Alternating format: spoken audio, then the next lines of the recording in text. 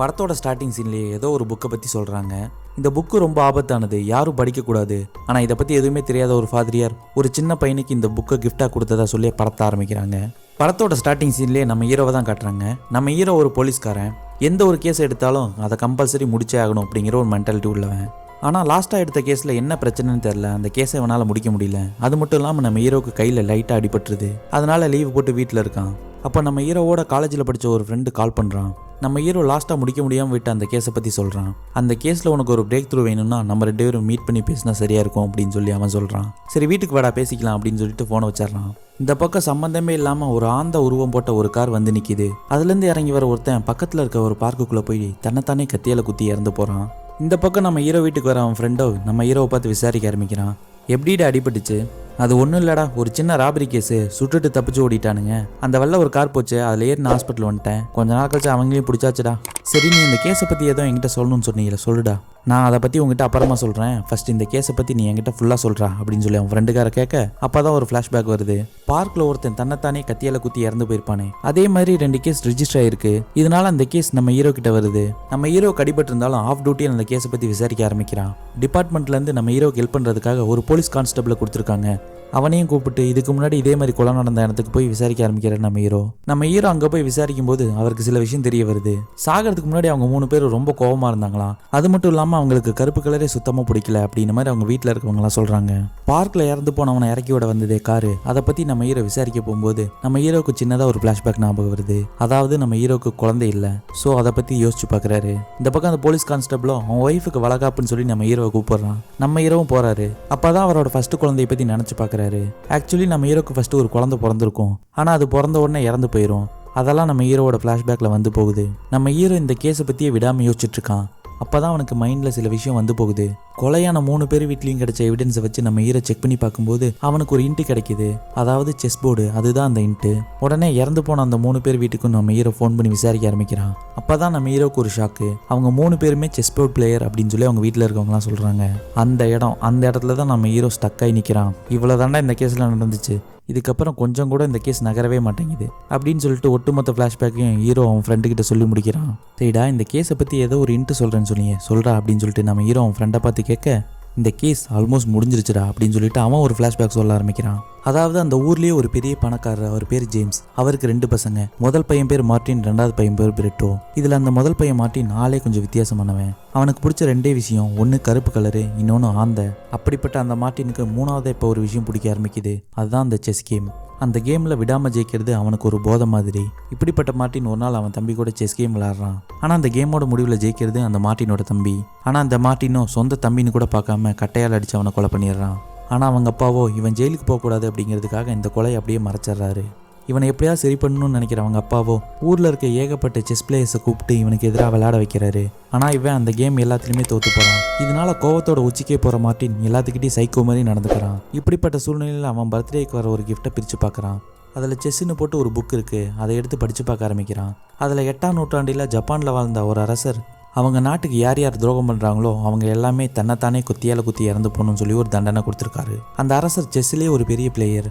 அவர் தன்னைத்தானே சோதிக்கிறதுக்காக கூட இருக்க ஒரு சிப்பாயை கூப்பிட்டு விளையாட வைக்கிறான். இதில் அந்த சிப்பாய் ஜெயிக்க இதை பொறுத்துக்க முடியாத அந்த அரசர் இந்த சிப்பாய்க்கு மரண தண்டனை கொடுத்துட்றாரு. இதெல்லாம் படிக்கிற மார்ட்டின் நம்ம கூட விளையாடி நம்மளை தோக்கடிச்சவங்களையும் இதே மாதிரி கொலை பண்ணணும் அப்படின்னு சொல்லி முடிவெடுக்கிறான். இதனால தான் இந்த கொலையெல்லாம் நடக்குது அப்படின்னு சொல்லிட்டு அந்த ஃப்ரெண்டுக்காரனும் ஃப்ளாஷ்பேக்கை சொல்லி முடிக்கிறான். அப்போது மார்ட்டின் தான் இந்த கொலையெல்லாம் பண்ணுறான்னு நீ சொல்கிறியா? சரி, மார்ட்டினே கொலை பண்ணாதான் இருக்கட்டும், இந்த விஷயம்லாம் உனக்கு எப்போ தெரியும் அப்படின்னு சொல்லி அவன் ஃப்ரெண்டை பார்த்து கேட்க நீ கேட்ட கேள்விக்கு என்கிட்ட பதில் இல்லை, ஆனால் நீ கேட்காத ஒரு கேள்விக்கு நான் பதில சொல்கிறேன். மார்ட்டினோட தம்பி இறந்துட்டான்னு சொல்லி எல்லாரும் நினைக்கிறாங்க. ஆனால் அது உண்மை இல்லை. இதுக்கு மேலே தான் அவன் சாக போகிறான் அப்படின்னு சொல்லிட்டு கையில் இருக்க ஒரு கத்தி எடுத்து தன்னைத்தானே குத்தி கிழிச்சு அவன் இறந்து போகிறான். அப்போ அங்கே கருப்பு கலர் கோட் போட்டு ஒருத்தன் நம்ம ஹீரோவோட வீட்டுக்கு வரான். நம்ம ஹீரோ இவன் தான் மார்ட்டின்னு சொல்லி நினச்சிக்கிறாரு.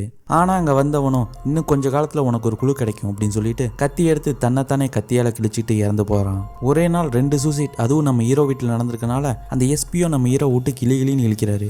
ஆல்ரெடி நம்ம ஹீரோ ஆஃப் டியூட்டியில் வேலை பார்த்துட்டு இருக்கான். இனிமேல் இந்த கேஸை நீ தொடவே கூடாது அப்படின்னு சொல்லிட்டு அவர் போயிடுறாரு. ஆனால் நம்ம ஹீரோவோ இறந்து போனது நம்ம ஹீரோவோட ஃப்ரெண்டு, எப்படி சும்மா விடுவான்? உடனே அவங்க வீட்டில் போய் விசாரிக்க ஆரம்பிக்கிறான். அப்போ தான் அவனுக்கு சில விஷயம் தெரிய வருது. இறந்து போன 2 பேரும் அண்ணன் தம்பி, 2 பேருமே செஸ் பிளேயர்ஸ். இதனால் நம்ம ஹீரோக்கு இன்னும் சந்தேகம் அதிகமாகுது. அப்போன்னு பார்த்து நம்ம ஹீரோ கூட இருப்பான ஒரு போலீஸ்காரன், அவனுக்கு ஒரு ஃபோன் வருது. அதை எடுத்து பேசினா உடனே ஹாஸ்பிட்டல் வர சொல்கிறாங்க. அங்கே போய் பார்த்தா இவன் ஒய்ஃப் ஆல்ரெடி கன்சீவாக இருந்தாங்களே, இப்போ குழந்தை பிறந்துச்சு. இந்த பக்கம் லோக்கல் போலீஸும் நம்ம ஹீரோ வீட்டில் ஒரே டைமில் 2 சூசைட் நடந்ததுனால அந்த கேஸை பற்றி விசாரிக்க ஆரம்பிக்கிறாங்க. நம்ம ஹீரோ கூட இருந்தானே ஒரு போலீஸ்காரன், அவன் குழந்தை பிறந்த சந்தோஷத்தில் நம்ம ஹீரோக்கு கிடைக்க வேண்டிய ஒரு இன்ட்டை மிஸ் பண்ணியிருப்பான். அதை இப்போ எடுத்துகிட்டு போய் காட்டுறான். அந்த பாக்ஸ்குள்ளே பார்த்தா ஒரு நம்பர் லாக் இருக்குது. நம்ம ஹீரோவும் எவ்வளவோ ட்ரை பண்ணி பார்க்குறான் அதை ஓப்பன் பண்ண. ஆனால் எப்படி ட்ரை பண்ணி பார்த்தும் அவனால் ஓப்பன் பண்ண முடியல. அப்போ தான் ஃபர்ஸ்ட் சீனில் ஒருத்தன் பார்க்கில் இறந்து போயிருப்பானே, ஒரு கார் கூட வந்து இவனை ட்ராப் பண்ணிட்டு போயிருக்குமே, அந்த கார் நம்பரை போடுறான். அதை போட்ட உடனே ஓப்பன் ஆகுது. அதை ஓப்பன் பண்ணால் உள்ள ஒருத்தரோட ஃபோன் நம்பர் இருக்குது. உடனே அந்த நம்பரை டெஸ்ட் பண்ணி நம்ம ஹீரோவோ அந்த வீட்டோட அட்ரஸை கண்டுபிடிச்சி அந்த வீட்டுக்கு போகிறான். ஆனால் அங்கே போய் பார்த்தா அங்கே இருக்கிறது ஒரு சைக்காட்டிஸ்ட் டாக்டர். நம்ம ஹீரோ இந்த கேஸில் நடந்த எல்லா விஷயத்தையும் அவர்கிட்ட சொல்ல, அப்போ தான் அவர் ஒரு விஷயத்த சொல்ல ஆரம்பிக்கிறாரு. மார்ட்டின் கையில் கிடைச்ச அந்த புத்தகத்தில் அந்த மன்னர் என்ன பண்ணியிருப்பாரு, தன் கூட விளாண்ட அந்த சிப்பாயிவே தன்னைத்தானே குத்தி கொலை பண்ண சொல்லியிருப்பாரு. ஆனால் இப்போ இவர் சொல்கிற கதையிலையோ ஜெயிச்சதும் அந்த மன்னர் தான், ஆனால் தன்னைத்தானே கத்தியால் குத்திக்கிட்டதும் அந்த மன்னர் தான். அதுக்கு காரணம் அவனை எதிர்த்து விளாட நம்ம பண்ண யுத்தி. நமக்கு எதிராக இருக்கிறவங்கிட்ட பேசியே நமக்கு என்ன வேணுமோ அதை செஞ்சுக்கிற விஷயம்தான் மெஸ்மரிசம். இந்த விஷயத்தினால தான் இவங்க எல்லாமே சூசைட் பண்ணி இறந்து போயிருக்காங்க அப்படின்னு சொல்லிட்டு அந்த டாக்டர் நம்ம ஹீரோவுக்கு ஒரு இன்ட்டு கொடுக்குறாரு. நம்ம ஹீரோவை எப்படா இவங்க தன்னைத்தானே கத்தியால் குத்தி சூசைட் பண்ணிக்கிறாங்க அப்படின்னு சொல்லி ஒரே குழப்பத்தில் இருந்தான். இப்போ இந்த டாக்டர் சொன்ன ஒரு விஷயம் தான் நம்ம ஹீரோக்கு அடுத்த இன்ட்டு அமையுது. நம்ம ஹீரோ இந்த ஒட்டுமொத்த கேஸையும் வேற ஒரு ஆங்கிளில் பார்க்கலான்னு சொல்லி ட்ரை பண்ணுறான். அப்போ தான் அவனுக்கு ஒரு விஷயம் ஞாபகம் வருது. இந்த மார்ட்டின் அவனை தோக்கடிச்ச எல்லாத்தையுமே சாவடிச்சிட்டான். ஆனால் இவனை ஃபஸ்ட்டாக தோக்கடிச்சவன் தம்பி இன்னும் சாகலை. ஸோ அவனை தேடி தான் இந்த மார்ட்டின் போவான் அப்படிங்கிற விஷயம் நம்ம ஹீரோக்கு தெரிய வருது. அப்போ தான் நம்ம ஹீரோ ஒரு விஷயத்தை யோசிச்சு பார்க்குறான். மார்ட்டின் கிட்ட புக் இருந்தது, அதனால் அவனுக்கு அந்த கதை தெரியும். இந்த டாக்டருக்கு எப்படி இந்த கதை தெரியும்? அப்போ இவனுக்கும் மார்ட்டினுக்கும் ஏதோ சம்மந்தம் இருக்குன்னு சொல்லிட்டு உடனே அவர் வீட்டுக்கு போய் பார்க்குறான். அங்கே போய் பார்த்தா இந்த டாக்டரை தன்னைத்தானே கத்தியால் குத்தி சூசைட் பண்ணிக்க பார்க்குறாரு. உடனே ஹாஸ்பிட்டலில் கூப்பிட்டு போய் சேர்க்குறாரு நம்ம ஹீரோ. இப்போ தான் இந்த டாக்டர் சில உண்மையை சொல்ல ஆரம்பிக்கிறாரு. இந்த மார்ட்டினுக்கு ஃபஸ்ட்டாக ட்ரீட்மெண்ட் பண்ணார் அந்த டாக்டரே இவர் தான். இந்த மார்ட்டின் அவன் தம்பியை கொலை பண்ணி வீசினதை ஒரு சின்ன பையன் பார்த்துட்டு போய் போலீஸில் சொல்லியிருப்பான்.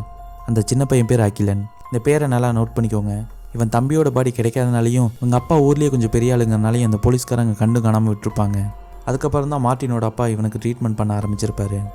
ஒரு கட்டத்துக்கு மேலே இந்த ட்ரீட்மெண்ட்டால் வெறி பிடிச்ச மார்ட்டின் அவங்க அப்பான்னு கூட பார்க்காம அவரை வீட்டோட வச்சு கொளுத்திட்டு அங்கேருந்து தப்பிச்சு போயிருப்பான். அதுக்கப்புறம் எங்கே போனால் என்ன ஆனா அப்படின்னு சொல்லி எந்த ஒரு விஷயமும் தெரியல. கொஞ்ச நாள் முன்னாடி என்கிட்ட வந்தான், நீங்கள் வருவீங்க, உங்ககிட்ட இந்த விஷயத்தெல்லாம் சொல்லணும் அப்படின்னு சொல்லி என்கிட்ட சொல்லிட்டு போனான். அதனால தான் இந்த விஷயத்தெல்லாம் உங்ககிட்ட நான் சொன்னேன் அப்படின்னு சொல்லி அந்த டாக்டர் சொல்கிறாரு. இவ்வளோ நாள் கழிச்சு இவங்க வந்திருக்கான் அப்படின்னா அவன் தம்பியை தான் சார் கொலை பண்ண வந்திருப்பான். அவன் தம்பி காணாமல் போனப்போ நீங்கள் எஃப்ஐஆர் காப்பி ஏதாவது கொடுத்துருக்கீங்களா அப்படின்னு சொல்லி அந்த டாக்டர்கிட்ட கேட்க கொஞ்ச நேரம் யோசிச்சு பார்த்துட்டு எஃப்ஐஆர் காப்பி ஸ்டேஷனில் தான் சார் இருக்குது அப்படின்ற மாதிரி சொல்கிறாரு. உடனே நம்ம ஹீரோ ஸ்டேஷனுக்கு கால் பண்ணி அந்த எஃப்ஐஆர் காப்பியை வாங்குறான். அதே சமயம் இந்த பக்கம் அந்த மார்ட்டினோ யாரோ ஒருத்தரோட வீட்டுக்குள்ளே போகிறான்.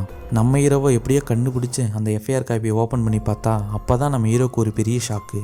நம்ம ஹீரோ கூட இருந்தான ஒரு போலீஸ்காரன், அவனோட டீட்டெயிலும் மார்ட்டினோட தம்பியோட டீட்டெயிலும் ஒரே மாதிரி இருக்குது. அப்போது இந்த போலீஸ்காரன் தான் மார்ட்டினோட தம்பி அப்படிங்கிற விஷயம் நம்ம ஹீரோக்கு தெரிய வருது. உடனே அப்போ இந்த மார்ட்டின் அவன் தான் கொலை பண்ண போயிருப்பான் அப்படின்னு சொல்லிட்டு அவனை ஃபாலோ பண்ணி போகிறான். ஆனால் இந்த பக்கம் மார்ட்டினோ நம்ம ஹீரோ வர்றதுக்குள்ளே அவன் தம்பியும் தம்பி சம்சாரத்தையும் போட்டு தள்ளிடுறான். நம்ம ஹீரோ உள்ளே வந்ததும் அந்த மார்ட்டினை பார்த்ததும் தான் சில விஷயம் தெரிய வருது. இந்த மார்ட்டின் ஏன் இவ்வளோ கொலை பண்ணணும், அப்படியே கொலை பண்ணாலும் அதுக்குண்டான இன்ட்டை ஏன் நம்ம ஹீரோ கிட்ட விட்டுட்டு போகணும் அப்படிங்கிற எல்லா விஷயத்தையும் இப்போ தான் நமக்கு ரிவீல் பண்ணுறாங்க. அதாவது நம்ம மார்ட்டின் அவன் தம்பியை ஃபஸ்ட்டாக கொலை பண்ணும்போது ஒரு சின்ன பையன் பார்த்துட்டு போய் போலீஸில் சொல்லியிருப்பானே, அந்த சின்ன பையன் வேற யாரும் இல்லை, அது நம்ம ஹீரோ தான். ஃபஸ்ட்டு ஒரு கொலை பண்ணும்போது அதை பார்த்துட்டு போய் போலீஸில் சொன்னியடா, அடுத்தடுத்து இத்தனை கொலை பண்ணியிருக்கேன், முடிஞ்சா என்னை கண்டுபிடிடா அப்படிங்கிற ஒரே ஒரு ஈகோங்கனால தான் இத்தனை கொலை பண்ணியிருக்கான் நம்ம மார்ட்டின்னு. அந்த போலீஸ்காரனுக்கு மட்டும் கொஞ்சம் உயிர் இருக்கும்போது அங்கே வர நம்ம ஹீரோவோ இந்த மார்ட்டினோட செமையாக சண்டை போட ஆரம்பிக்கிறான். ஒரு கட்டத்துக்கு மேலே நம்ம ஹீரோ செமையை அடித்ததில் என்ன நினச்சானோ தெரியல, கத்தி எடுத்து அவன் வைத்து அவனே கிழிச்சிட்டு அங்கேயே இறந்து போயிடுறான். உடனே நம்ம ஹீரோ அந்த போலீஸ்காரனை ஹாஸ்பிட்டலுக்கு கூட்டு போய் சேர்க்குறான். இந்த பக்கம் அந்த போலீஸ்காரனோட ஒய்ஃப் இறந்து போக நம்ம ஹீரோவோட ஒய்ஃப் தான் அந்த குழந்தைய பார்த்துக்கிறாங்க. எத்தனை வருஷத்துக்கு கனவு, இப்போ குழந்தை இல்லாத கனவு இப்போ இந்த குழந்தை மூலம் அவங்களுக்கு நிறைவேறிடும். நம்ம ஹீரோ காப்பாற்றின அந்த போலீஸ்காரன் எப்படியோ உயிர் பழிச்சிடுறான். எப்படா அவன் அவனை கொலை பண்ணான் அப்படின்னு சொல்லி விசாரிக்கலான்னு நம்ம ஹீரோ பார்க்குறாரு. ஆனால் அவன் எதுவும் பேசாமல் அப்படியே போயிடுறான். இப்படியே இந்த சீனை காட்டி இந்த படத்தை இங்கே முடிச்சிடுறாங்க. இப்போ தான் நீங்கள் நம்ம சேனலுக்கு ஃபஸ்ட் டைம் வரீங்க அப்படின்னா லைக் பண்ணுங்கள், ஷேர் பண்ணுங்கள். தேங்க்யூ.